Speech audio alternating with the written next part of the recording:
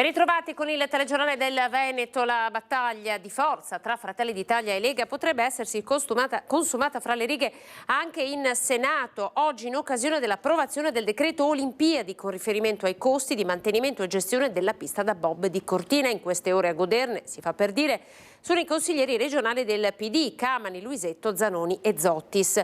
In un'interrogazione depositata oggi a Palazzo Ferrofini si chiede conto delle dichiarazioni del vicepresidente della Commissione Ambiente e Lavori Pubblici di Fratelli d'Italia, che ha attribuito all'assessore leghista De Berti l'affermazione secondo cui, una volta archiviate le Olimpiadi, i costi di mantenimento e di gestione dell'infrastruttura rimarranno a carico delle province autonome di Trento e di Bolzano, delle federazioni sportive della Regione del Veneto.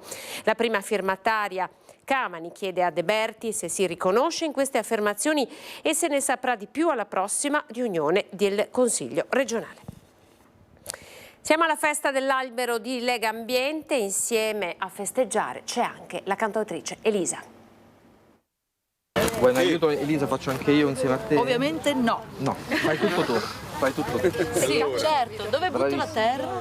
La vanga in mano, insieme a tanti ragazzi della scuola primaria Arcobaleno di Padova, Elisa ha dimostrato di essere brava non solo a cantare ma anche a prendersi cura della terra. La cantante friulana ha dato il via alla piantumazione di 65 nuovi alberi nell'area del Parco Agricolo del Basso Isonzo in occasione della festa dell'albero di primavera di Lega Ambiente, che porterà quasi 1000 piante in tante città italiane. Primo appuntamento proprio a Padova.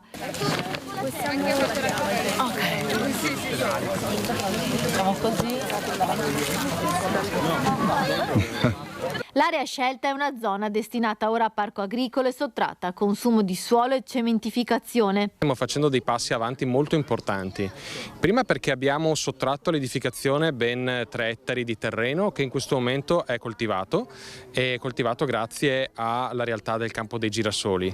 Dopodiché in questo momento ci sono i trattori in azione nell'area del comune che va dalla casa ex Bortolami al campo dei girasoli stesso, perché stiamo predisponendo ulteriori 2,5 ettari per ulteriore coltivazione sempre di natura biologica.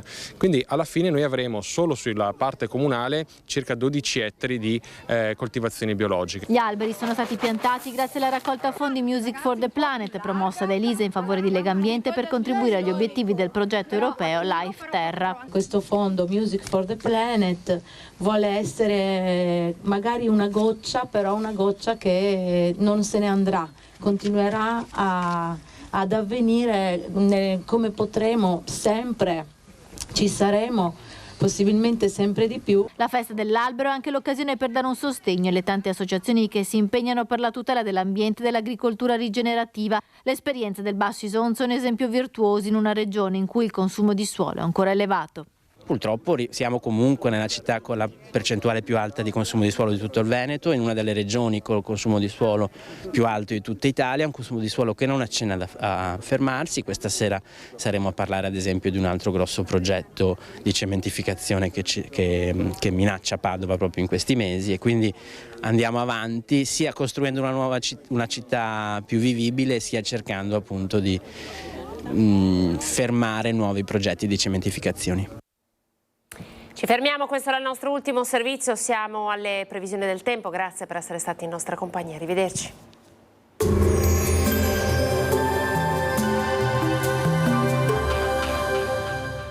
Cooperativa Agricola Volpago offre carni fresche e selezionate di prima qualità, senza uso di antibiotici, direttamente dagli allevamenti locali dei nostri soci allevatori.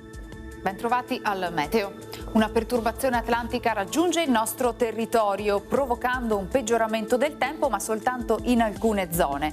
Vediamo quali nel dettaglio.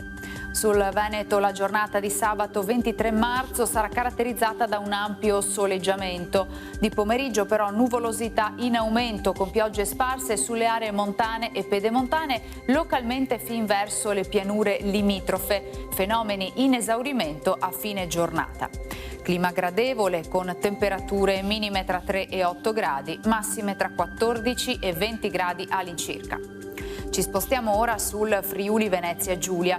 Anche in questo caso inizialmente tanto sole, a seguire però avremo più nubi sui monti con qualche piovasco sparso con il passare del tempo in estensione anche a tutta la regione.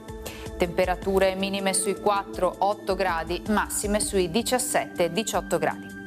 Infine diamo uno sguardo alla situazione del Trentino Alto Adige, dove sarà piuttosto nuvoloso, contemporanee e schiarite, e al pomeriggio sera avremo possibili precipitazioni. Temperature minime sui 4-5 gradi, massime intorno ai 20. Dal meteo di Antena 3 per ora è tutto, grazie per l'attenzione, arrivederci.